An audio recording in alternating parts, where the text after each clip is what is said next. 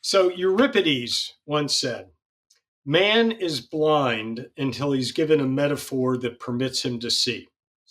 Damn, that's So good. the metaphors that are in people's mind, and we can talk of like in nuclear, the anti-nuclear advocates have done a really, really good job of creating the narrative, right?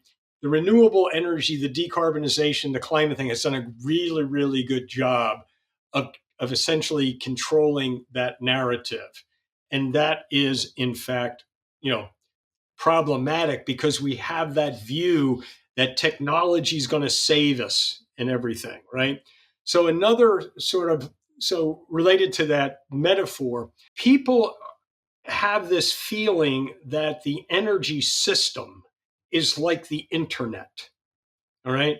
That it's like computer power, all right? So, like, ooh, the distributed generation is like the internet, right?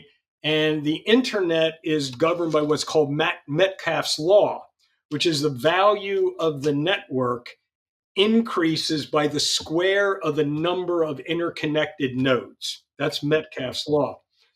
But that is about information flow. I can make, I can duplicate information as many times as I want with no loss of fidelity. So you send me something, I go, oh, that's cool. I can send it on, right? So a physical network, and power or energy is a physical network.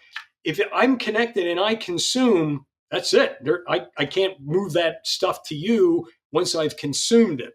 So a network which is physical in this respect goes by a different scaling factor. So the complexity of a physical network, which is what we call an energy and mass conserved network, the complexity increases by n factorial, which is more than the square of Metcalfe's law, which means the more things we interconnect, the complexity increases very dramatically, very, very dramatically. Now, what does everybody want to do? We have two aspects of AI here. Everybody wants to have AI doing their thing. So I'm going to sell you a whatever. I'm going to sell you a battery or I'm going to sell you a generator, and I have AI that's going to run it and it's going to watch the market prices and everything else. What happens when I have tens of thousands of independent AIs looking at the data and learning from each other, right? It's like the Terminator thing here, right? Is one AI going to play games because another AI is going to react to that? In before AI, we would have these situations in automation. It's called a race condition, where different control systems are trying to control kind of the same thing, or they're related somehow, and they literally bounce back and forth between each other, and it never settles down. So I am very concerned about the proliferation of AI independently. An AI running the whole grid, cool. 1,000 or 10,000 AIs running distributed energy all over the place and things like that, going to be going to be a real issue. My opinion, going to be a real issue. And then we go to the next thing, which is in just to power those AIs that we're all going to use.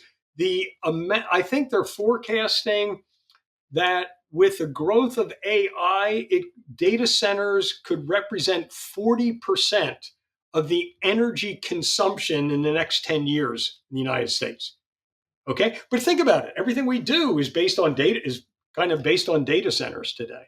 So when you mention electrification, we've seen a lot of success in electrification at the residential level, heat pumps, EVs, and things like that. Those are relatively easy. Still putting a strain on the grid, no doubt about that. Especially EVs. EVs are really problematic. We're working with some EV charging situations right now ourselves. They can also cause a tremendous amount of noise and power quality issues and things like that. But the other aspects, 25% of energy total. Now, this is electricity, heat, everything else. 25% of energy consumed is in the form of industrial heat. So, very hard to electrify that stuff. And And if you do, you don't have the infrastructure to support it. So we have people come to us with a manufacturing plant and say, "Ooh, we want to electrify our boilers, et cetera, et cetera." We go, "Okay, fine, let's take a look at that." "Oh, okay, we're just going to increase your load by a factor of 10."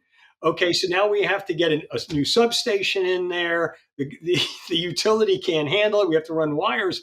Again, people haven't thought this through, in my opinion. There isn't a plan.